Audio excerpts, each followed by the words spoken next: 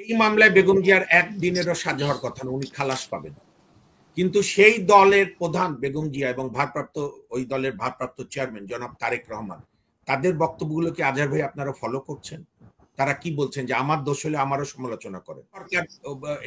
আমাদের স্থির হন, হ্যাঁ আমাদের স্থির হন, স্থির হয়ে আমি যেটা বলছিলাম, আমার দৃঢ় বিশ্বাস রুহুল আমিন গাজী ভাই, সাংবাদিক আতাউস সামাদরা বেঁচে থাকলে এখন মাস্ট স্টেটমেন্ট দিত। পন্থী ইসলামী জামাতে ইসলাম তো শহীদ রাষ্ট্রপতি জিয়াউর রহমানের উদার নীতির ফসল, সেম অ্যাজ আওয়ামী লীগ জোহরা তাজউদ্দিন এবং সাজ্জাদা চৌধুরীর দরখাস্ত দিয়ে জিয়াউর রহমানের কাছ থেকে লাইসেন্স নিয়েছে। আপনি পুরো পরিচয় দিতে গিয়ে যেহেতু সংগঠনের নাম বড়, এই জন্য হয়তো বুঝতে ভুল করেছেন।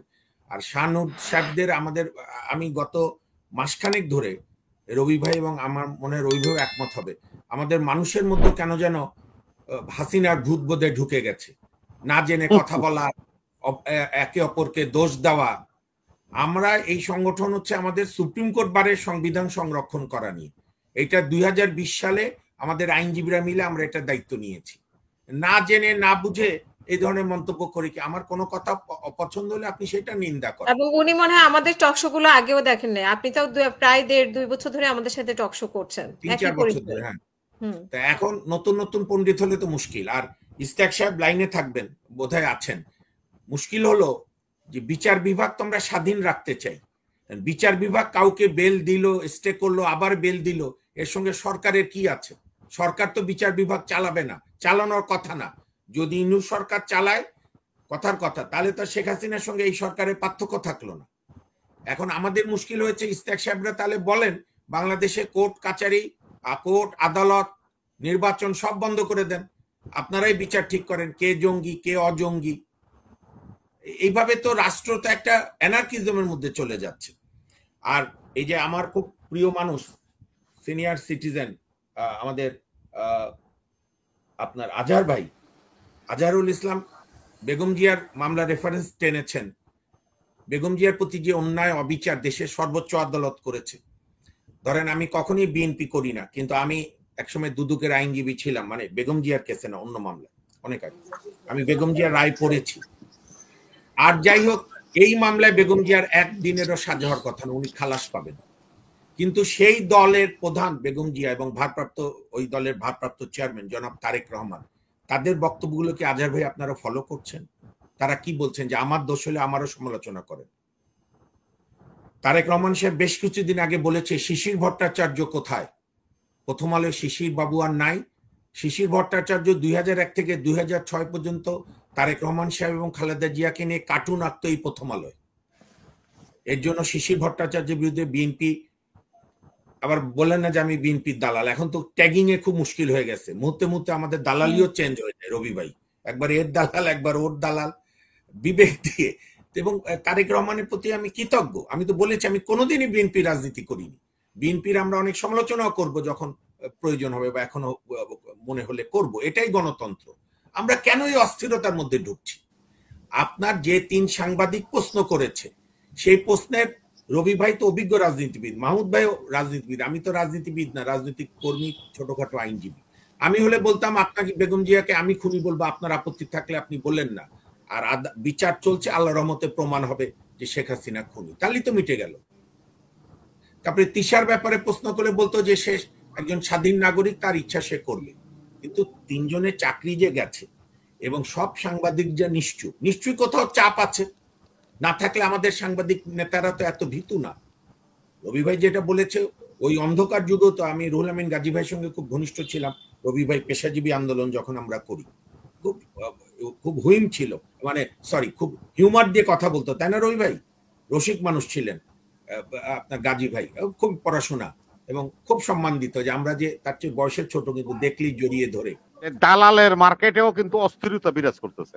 হ্যাঁ, এই হাসিনার পতনের পরে দালালের মার্কেটে, দালালদের যে মার্কেট আছে, ওই মার্কেটেও অস্থিরতা শুরু হয়েছে। কোন সময় কার দালালি করব, এটা ফিক্স করতে পারছি। ব্যক্তি ফারুকের পক্ষেও যাচ্ছে, ফারুকের বিপক্ষেও যাচ্ছে। একটু আগে যে দর্শক আমার নামে তো এটা দালালের মার্কেটেও অস্থিরতা বিরাজ করতেছে। কার দালালি করবে? আমার নামই নাম সৈয়দ তারেক সাহেব, ওর নাম কি, তথ্য সংস্কৃতি উপদেষ্টা প্রশংসা করলো, আবার বলছে সরকার। এই আমাদের 5 বছর স্থির থাকতে হন। চায়।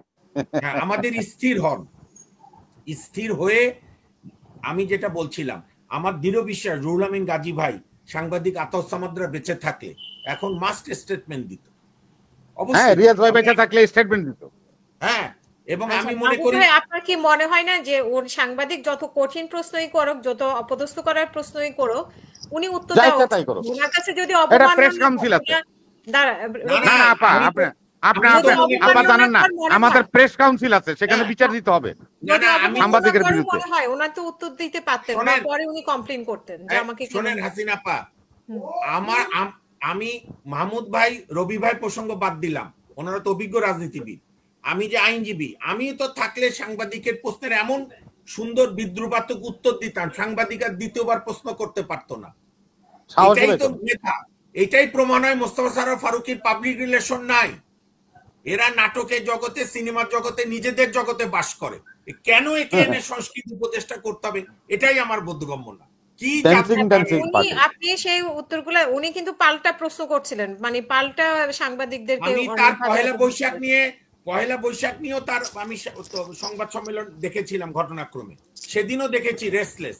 এবং এইটা বোধহয় মাহমুদ ভাই ভালো বললেন, প্রথমের দিকে যখন সবাই মিলে চেপে ধরলো যে এ কেন হতে হবে, তখন কিছুদিন ভণ্ড বক ধার্মিকের সাজ নিয়েছিল। এখন যে কোনো কারণে হোক স্ট্রং হয়েছে। শোনেন, আমি আরেকটা মত এখানে বলি, জি, আমরা প্রথম আলোর সমালোচনা করবই। আমার বক্তব্য যে আমাদের এই যে যারা দর্শকরা নানা প্রশ্ন করছেন, আমরা একটা ভালো পত্রিকা বানাই না কেন, উদ্যোগ নেন। যেমন মাহমুদুর রহমান ভাই আমার দেশ দিয়ে একটা চেষ্টা চালাচ্ছে, আপনি প্রথম আলোর বিকল্প প্রথম আলো করেন, আরেকটা দিনের আলো পত্রিকা বের করেন।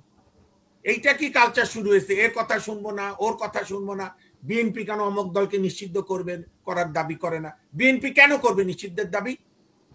বিএনপির যিনি জন্মদাতা, বাংলাদেশে মানে সামরিক বাহিনীর লোকেও যিনি গণতন্ত্রকে একটি নতুন পর্যায়ে উপনীত করেছিলেন, তিনি তো সব দলকে রাজনীতি করার সুযোগ দিয়েছেন।